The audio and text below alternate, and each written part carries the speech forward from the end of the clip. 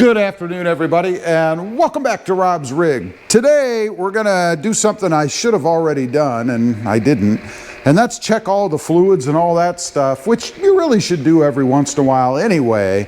Not just because it's brand new, I suppose, but something I noticed, and maybe I haven't noticed this before because I always remove the cold air intake and add an aftermarket. You have to remove screws, or at least loosen them, to be able to pull this thing up. It doesn't have those little hook-like things that most vehicles have. I don't like that. You shouldn't have to have tools, in my opinion, to change the engine air filter, but apparently you do, and there are, it looks like, let's see, there's one down here, there's one here, and I'm not sure, this may be one, it may be not. There's one here, and then there's one back here in the corner. So unless I've got something wrong, you have to pull those. And I'm assuming they don't pull all the way out, that you just loosen them and then they stay somehow fastened into the lid so that you don't lose them. Because I can just see people dropping these if you have to pull them all the way out. What a pain in the ass. But anyway, that appears to be how Jeep has it set up. Now, the first thing I always do is take a look at the battery just to make sure it's not, you know, corroded or anything. Shouldn't happen on a new vehicle, quite honestly, but you never know. Never hurts to take a look. And then, right next to it here, we've got, let's see, some power steering fluid.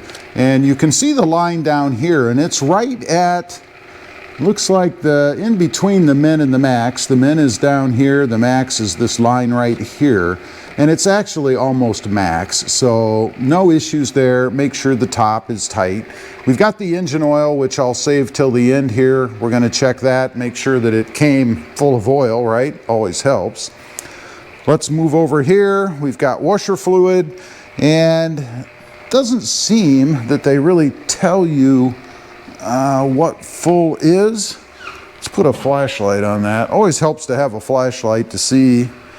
And no, I don't really see any indication of what full is, but I'm going to assume that it's just right up here at this nub where you can see the line at right now because we really haven't used it.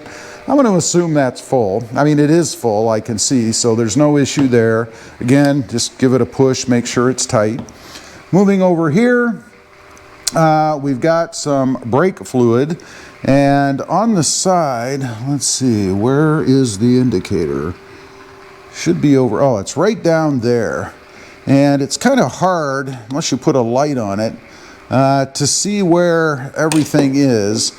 But the min is an arrow right down here, and the max is an arrow right here.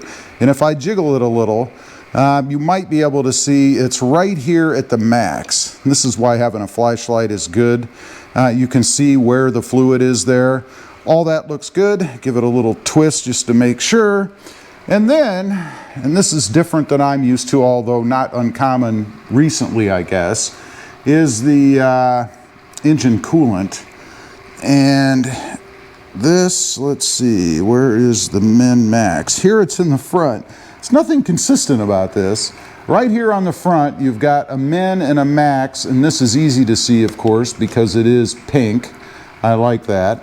But you can see it's right here at the max level, so we don't have to worry about anything there. All of those fluids look good. Let's just give it a quick little twist. Now, we're gonna check that engine oil.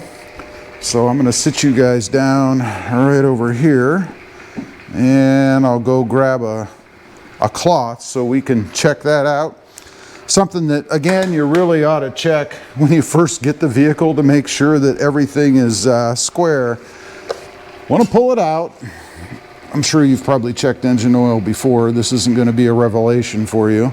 And it's been sitting, so let's take a look. And I don't know what the camera's going to pick up, but you've got the cross hash marks in there, which is good. It gives the oil somewhere to grab, and there is a kind of an arrow here. It should be at the top, right at the edge of the top part of the hash, or the hash mark. So I'm going to dry it off. And of course the oil is nice and clean. I mean, it is brand new, right? And then I'm going to stick it in there again. We're going to check it one more time. By the way, it did look full, so I don't really have any fear that the dealership didn't do their due diligence and make sure, or the dealer, or the manufacturer, I guess. But I'll stick it back in, and always try to pull it straight out, of course, because you want to keep the oil where it's supposed to be. And let's take another look. And again, I don't know if the camera does it justice. Let's put a flashlight on it for you. You should see it shine. And maybe you can see there, I don't know. But anyway, it is full. So there's no issues with engine oil, and of course that's a good thing. You never want to drive a vehicle with no engine oil, or low engine oil even. Or overfilled, actually. All of those are bad. Make sure you got it down tight in there so that everything is copacetic. Now, another thing is just to kind of take a look over the engine, make sure that, you know, there's nothing weird. You don't see any fluids or anything, you know. You might even, again, shine a flashlight down in there and see if you see any evidence of leaks or anything like that. And of course, if you park in a garage or even your driveway, you might see evidence of leaks if there were any. This is a brand new vehicle, so if I had those kind of problems, it would be more concerning than if this thing was like 20 years old, right? But obviously there's nothing weird. And another thing to check, I wonder, is that the engine oil? Or filter, I should say? I think it is.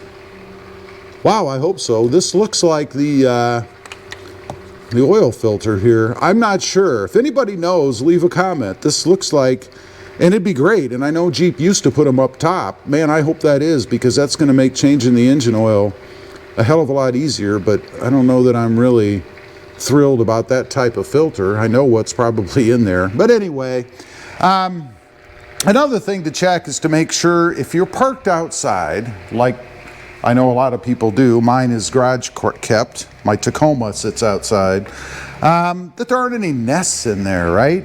And a prime spot for nests to be are right here in this opening for the engine air filter. Even though when the hood is shut, it should pretty much block this off, but critters can get in there. Rats, mice, you know, whatever. I've even heard people talk about having squirrel nests. Right back here in this open area is a great spot to build a nest. Right here in this side area. Just to make sure that you don't have anything living, or worse, chewing on things underneath your hood. Again, mine's garage kept, so there's not really any issue with that. Although something could crawl up there if you park somewhere every day while you're at work for 8 or 9 hours, so it is still possible. Anyway, just wanted to run through a check of all of the filter fluids and things that you really should check more than when you just get the vehicle. Leave a comment, let me know. Do you do this, or do you just depend on a shop to do it somewhere? I'd be curious to know. And don't forget, click that subscribe button if you haven't before. Thanks for watching. Stay safe out there. Bye.